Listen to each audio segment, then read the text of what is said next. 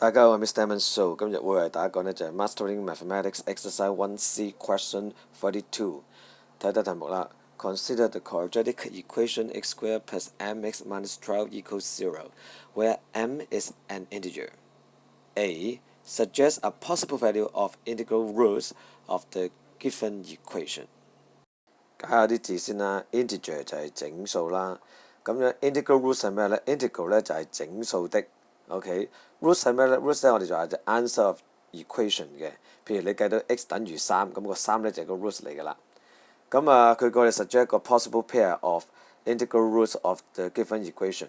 咁我哋都知啦，我哋而家依賴去解呢個 quadratic equation 嘅方法咧，就係做 factorization 咧，即係話一個 x square 嘅 polynomial， 我哋會轉做兩個 x 嘅 polynomial 乘埋等於0咁樣拆落去嘅。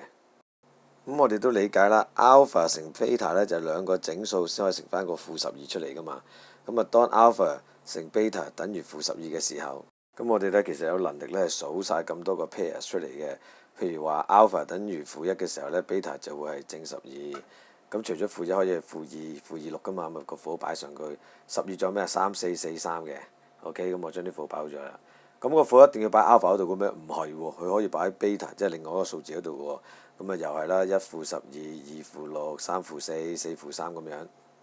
咁所以批個答案呢，只要你寫到其中一對就得㗎啦。咁啊 ，the two integers can be 負1 12，OK， 負2 6，或者去到4負3是但一 pair，你都可以做答案㗎啦。Part A 搞掂。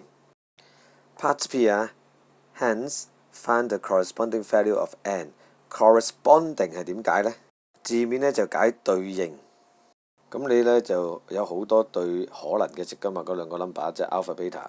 咁我求其揀一對呢，譬如2負6咁我呢就塞翻落去嗰兩個 integer 個位裏邊呢，我會砌得翻個general form 出嚟㗎嘛。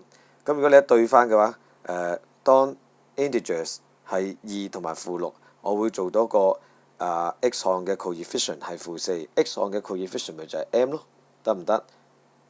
咁我哋總結就話啦 ，the corresponding value of n equals -4。OK， 咁你可能會問，阿 Sir， 如果我唔用2負6，用其他數字，會唔會有其他嘅 m 啊？冇錯，你用其他嘅數值擺翻落兩個 integers 位，你會產生其他嘅 m， 即係每一套數據佢會有自己嘅 m， 我哋就話佢嘅數據有翻對應嘅 m 值啦。呢個位未必人人能夠消化到嘅，暫時 corresponding 呢一個字眼。OK， 我哋翻到課堂可以繼續討論嘅，多謝大家，拜拜。